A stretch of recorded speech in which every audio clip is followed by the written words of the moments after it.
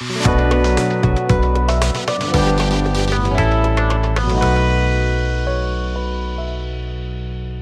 YouTube family, कशा आहात तुम्ही सर्व? नक्कीच मजेत असणार. मी सुद्धा खूप मजेत आहे.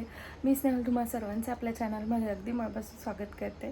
तर आत्ता सकाळ झाली आहे, वाजलेत सकाळचे 6 आणि पहिलं तर मोबाईलला चार्ज करते, कारण 7 वाजता माझी ट्रेन आहे. मी जाते आहे अकोल्याला. फर्स्ट टाईम प्रिशूसोबत मी एकटी ट्रॅव्हल करते आहे. आय डोंट नो हा एक्सपिरियन्स कसा असेल. मी प्रिशूला घरच्या कोणाशिवाय एकटी कधीच कुठे घेऊन गेलेली नाही आहे. आता मला आधी आवरायचं आहे, कारण ती उठायच्यात माझी आंघोळ वगैरे सगळं झालं पाहिजे. सो चला, आता बाकी काय होतं आहे पुढे व्हिडिओमध्ये तर मी तुमच्यासोबत शेअर करतेच. आणखी एक गोष्ट सांगायची तीही पुढे शेअर करते. सो व्हिडिओला असंच कनेक्ट राहा. सो फायनली आम्ही निघालोय. सकाळचे 7 वाजलेले आहेत. वातावरण खरंच खूप जास्त फ्रेश होतं आणि नशिबाने पाऊस नव्हता ते बरं.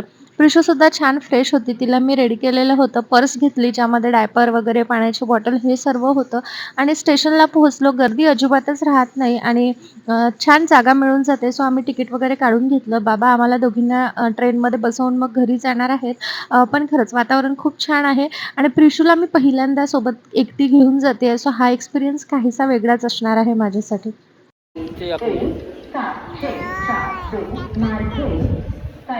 आता लवकरच आमची ट्रेन येणार.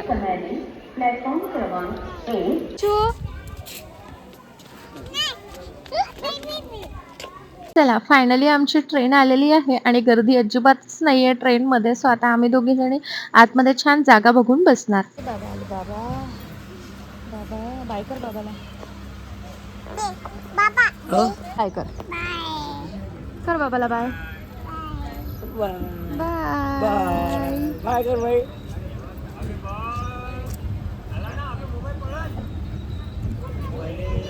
बाय बाय बाय कर भाई. रिशू इकडे पा, फोटो पा, फोटो काढू तुझा. फोटो मध्ये पा, अरे फोटो मध्ये पा ना. हे पा फोटो. फायनली आम्ही निघालोय. कसं वाटत आहे? रिशू कुठे जातो आपण? भूर जातोय. फर्स्ट टाइम मी रिशूला घेऊन एकटी ट्रॅव्हल करते आहे. आय डोंट नो कसं राहील. आम्हाला सिंगलवाली सीट मिळाली विंडोची. आणि माझी पिलू पा. रिशू से हाय, हाय कर. सो फायनली आमची गाडी सुरू झाली आणि प्रिशू मस्त खिडकीत राहून हे सर्व बघत आहे आणि हे खूप जास्त एन्जॉय करत आहे. आमची गाडी आणखी एकच स्टेशन क्रॉस केली आणि मोठे बाबा आम्हाला घेण्यासाठी येऊन बसले, कारण त्यांना लोकेशन चुकीचं दिसलं. प्रिशू कोणाकडे जातो आपण? इकडे पहा ना. कोणाकडे जातो आपण? आई, अकोला. कसं?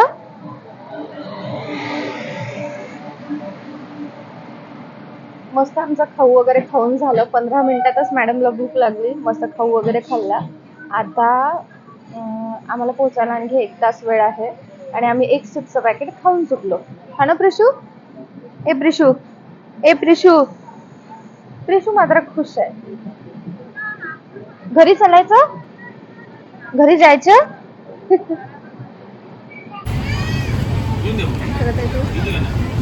काय करते तू?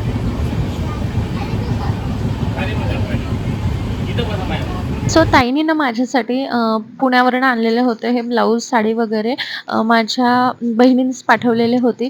तर मी ते घेण्यासाठी आलेली होती, कारण ब्लाऊज वगैरे मला अल्टर करायचे होते. त्यानंतर साडीवर सुद्धा मॅचिंग ब्लाऊज वगैरे बघायचं होतं आणि एक हा सुंदर असा लेहेंगा पाठवलेला होता, ज्याचं ब्लाऊज मला खूप जास्त आवडलं. आणि मी खरं तर एवढ्या लवकर यासाठी आली, कारण 15 दिवस लग्नाला बाकी होते आणि अल्टर वगैरे करायला वेळ लागतो, सर्व ॲडजस्टमेंट्स करायला वेळ लागतात. त्याच्यामुळे मग मी हे घेण्यासाठी आली आणि मोबाईलचा खूप जास्त मोठा प्रॉब्लेम झाला, त्यामुळे मी बाकी इथे काही शूट करू शकत नाहीये. आता हे सगळं चेक करायला घेतलंच होतं, तर म्हटलं तुमच्यासोबत सुद्धा शेअर करते आणि डिटेल तुम्हाला मी पुढे व्हिडिओमध्ये हे सर्व दाखवतेच. त्यानंतर आम्ही निघालो परत अमरावतीला येण्यासाठी. आम्ही काही तासांसाठी चाललेलो होतो, म्हणजे सकाळी 9:30ला वगैरे पोहोचलेलो आणि त्यानंतर 3-4ला परत निघायचं होतं. पण जरा वेळच झाला, पूर्ण ऊन उतरू दिलं आहे आम्ही आणि त्यानंतर एसटीने आता परत जातोय. खरं तर ट्रेननी परत जाण्याला मी कम्फर्टेबल नव्हती, कारण अंधार वगैरे पडला, ट्रेन लेट झाली तर मला भीती वाटते त्यासाठी, म्हणून. कारण प्रिशू माझ्यासोबत होती. पोहोचतोय तर बघतोय तर इथे छान पाऊस झालेला. अकोल्यामध्ये पाऊस नव्हता, पण अमरावतीमध्ये पाऊस झालेला होता. आता आम्ही बाबांचा वेट करतोय. सो इट्स डे 2 काल प्रॉब्लेम असा झाला की मी आदल्या दिवशीच रात्री बॅगमध्ये चार्जर टाकलेलं होतं, पण काल निघायच्या वेळेस मी लवकर उठली, म्हणजे 5:45 वगैरे. म्हटलं चला माझं होईपर्यंत अर्धा पाऊण तास फोनला चार्ज करते. तर फोनला चार्ज केल्यानंतर मी चार्जर घरीच विसरली, त्याच्यामुळे मग मला एकतर तिकडनं पण एकटीला रिटर्न यायचं होतं, संध्याकाळ वगैरे होणार होती, त्याच्यामुळे मी दिवसभर काही शूट केलं नाही. त्याच्यामुळे मी तुमच्यासोबत दिवसभराचं काही शेअर करू शकले नाही. मग घरी आल्यानंतर वगैरे प्रिशू सुद्धा खूप दमली होती प्रवास, आणि मी सुद्धा खूप दमली होती, सो मी डायरेक्टली झोपी गेली. आता आम्हाला जायचं आहे मार्केटमध्ये. त्याआधी ना मला एक सजेशन हवंय. मी म्हणजे माझे ब्लाऊज वगैरे आले जे पुण्यावरून मी ताईकडनं मागवलेले होते ते.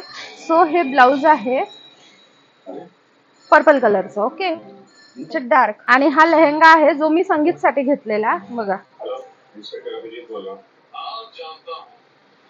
आणि मी ह्याच्यावर जे घेतलेलं ना त्याचा प्रॉब्लेम मी तुमच्यासोबत आधीच शेअर केला. जे ब्लाऊज आहे ना ताईचं, हे माझ्या लेहंग्यावर खूप छान जात आहे. तिचा लेहंगा जो आहे तो व्हाईट कलरचा आहे. मी तुम्हाला साईडला फोटो दाखवते. आता सध्या कपाटामध्ये ठेवलेला, त्याच्यामुळे मी काय ते काढत नाही, आम्हाला निघायचं सुद्धा आहे पटापट आवरून. सो माझं हे सजेशन म्हणजे मला हे विचारायचं आहे की या ब्लाऊजवर मी हा संगीतसाठी घेतलेला लेहंगा घालू की ताईचा जो आहे तोच घालू. त्याच्यामुळे मी आत्ता हा रिटर्न देत नाही. मला माझ्या साडीवर ब्लाऊज आणायला जायचं आहे. आम्ही थोड्या वेळात पटपट आमचं आवरून निघणार आहे. सो बाकी काय होतं ते तुमच्यासोबत मी पुढे व्हिडिओमध्ये शेअर करते. आणि जेही काही रेडी झालेलं आहे ना आज, ते सर्व मी तुमच्यासोबत आज शेअर करणार आहे. सो व्हिडिओला अजून कनेक्ट राहा. 5 वाजलेत. आम्ही खरं तर आधीच जाणार होतो, पण जेवण झाल्यानंतर प्रिशू झोपली, आणि त्याच्यानंतर मग असं झालं की पाऊस आणि हजेरी लावली. खूप डेंजर पाऊस झाला. आम्हाला जिकडे जायचं होतं तिकडे सुद्धा आणि इकडे सुद्धा. आता प्रिशूला रेडी करून दिलं.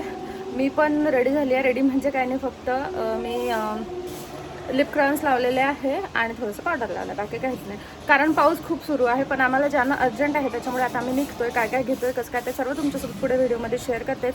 इकडे सियाडीचा हॉरर एपिसोड सुरू आहे आणि प्रिशू मॅडमचा मेकअप चाललाय. काय करत आहे? हा दिसते तू.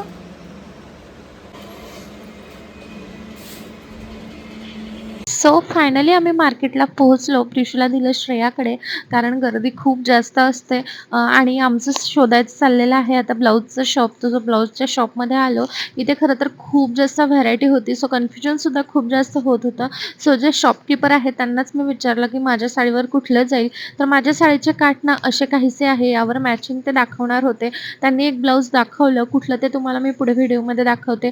त्यानंतर आम्हाला मॅचिंग पेटिकोट्स घ्यायचे होते. सो त्यासाठी फिरतोय आणि आम्हाला मॅचिंग रीलसुद्धा घ्यायचे होते, कारण आई फॉल स्वतःच लावते.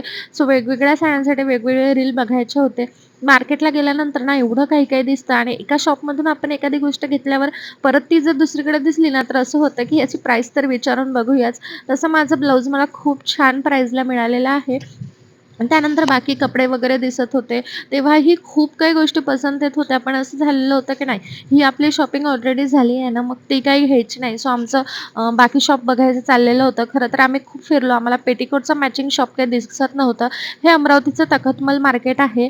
इथे खूप जास्त शॉप आहे. प्राईस एक्सपेन्सिव्ह असतात, पण क्वालिटी खूप छान मिळते. सो आमचं इथे एक एक बघायचं चाललेलं होतं. लास्ट टाईम जिथून घेतलेलं होतं ना आम्ही, खरं तर ते शॉप शोधतोय, कारण तिथे 110ला की काहीतरी आहे बहुतेक पेटिकोट, पण क्वालिटी खूप जास्त छान आहे. आईला पाहिजे होता तो 2.5 मीटरवाला पाहिजे होता. सो आम्ही त्याच्यासाठी म्हणून फिरत होतो, कारण बाकी ठिकाणी खूप जास्त महाग सांगत होते आणि क्वालिटी पण एवढी काही खास नव्हती. आणि नेहमीचं दुकान जर असलं ना तर मग असं होतं की तिथे आपल्याला प्राईससुद्धा छान लागतात. पण एवढं कन्फ्युजिंग होत होतं ना, म्हणजे कन्फ्युजन खूप जास्त होत होतं. आम्ही फक्त फिरत होतो. इथे गल्ल्या गल्ल्या एवढ्या आहे की आम्हाला ते दुकान काय सापडत नव्हतं. आणि लास्ट टाईम मी तरी माझ्या लग्नाच्या वेळेस आलेली होती इथे घेण्यासाठी. सो मला तर काही लक्षात नव्हतं. बाबांना दुकान माहिती होतं, पण ते जरा बिझी असल्यामुळे आम्ही त्यांना कॉल करू शकत नव्हतो. सो कितीही फिरल्यानंतर हे एक शॉप मिळालं, पण तिथेही काही पेटिकोट व्यवस्थित नव्हते. सो असं चाललेलं होतं की चला जाऊ दे, बाकी ठिकाणी जाऊयात. आणि हां, मला जी पश्मिना सिल्क साडी पाहिजे होती ना, ती साडी मात्र इथे अवेलेबल होती. पण मी लग्नासाठी ऑलरेडी साडी चूज केलेली आहे. सो मला व्यर्थ काही खर्च करायचा नाहीये. पण इथे फिरता फिरता एक गोष्ट लक्षात आली की मला जी साडी आवडती आहे ना, ती बऱ्याच ठिकाणी आहे आणि नेमकी त्याच कलरमध्ये आहे. ती सोडून ना मला आणखी एक साडी पसंत आली होती. ती म्हणजे या पर्पलच्या साईडला लागलेली आहे. ती वर्कवाली नाही बरं का, दुसरी. असो, त्यानंतर आम्हाला फायनली पेटिकोटचं शॉप मिळालं. सो आम्ही पेटिकोट घेतले. काय झालं? बाऊ झाला? दिसत तर नाहीये तुझ्या हाताला बाऊ काहीच. नाटकी करते का? गेला बाऊ?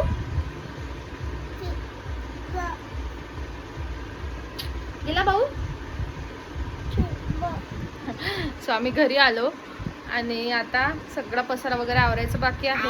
मी माझ्या साडीवर कुठलं ब्लाऊज घेतलं ना ते तुम्हाला आधी दाखवते. तो आता श्रेया सुद्धा आली आणि श्रेया आल्यानंतर प्रिशूचं तिला चेंजही करू द्यायचं नाही, तर असं काहीतरी खेळण्यात गुंतवायचं चाललेलं आहे. ती काय बोलत आहे ना ते मी तुम्हाला आता पुढे व्हिडिओमध्ये दाखवते.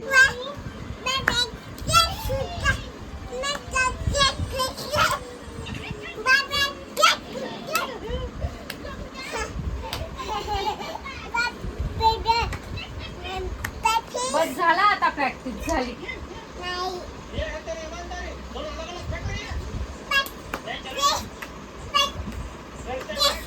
झाली प्रॅक्टिस.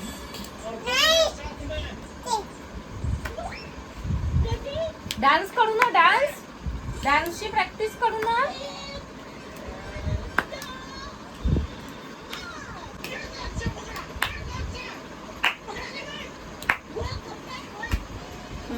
झाली प्रॅक्टिस, आता बसतो मी.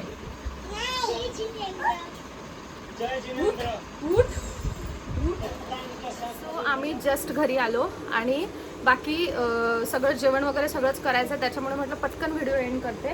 तर मला साडी दाखवायची होती, ब्लाऊज दाखवायचं होतं. तर बघा मी हे ब्लाऊज घेतलेलं आहे.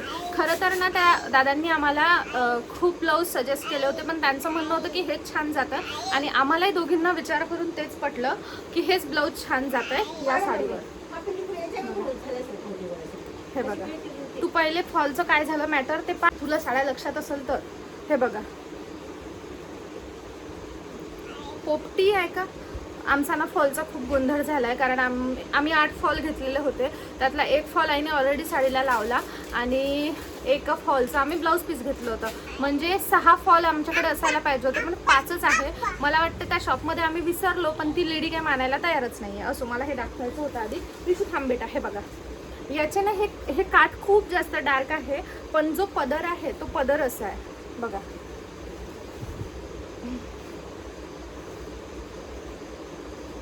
बघा हा पदर असा काहीसा आहे आणि त्याच्यावर ना हे खरोखर खूप छान जात आहे. तुम्हाला काय वाटतंय ना ते तुम्ही मला नक्की सांगा. खरोखर मॅच होत आहे. आपल्यापेक्षा ना दुकानदारांना खरंच गोष्टींची खूप जास्त म्हणजे ओळख असते, त्यांना खरोखर छान समजतं. सो असं या साडीवर हे ब्लाऊज झालेलं आहे.